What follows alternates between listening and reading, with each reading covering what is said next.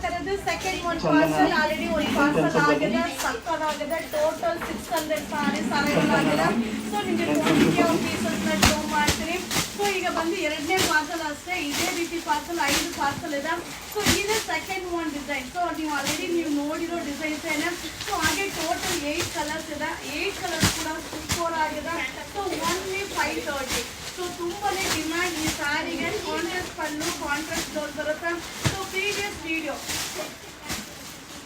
previous ವಿಡಿಯೋದಲ್ಲಿ ನಾನು open ಮಾಡಿರೋ ಸ್ಯಾರಿ ವಿಡಿಯೋ ಇದೆ ನೀವು ನೋಡಿ ಕೂಡ ಬೈ ಮಾಡ್ಬೋದು ಸಕ್ಕದಾಗಿದೆ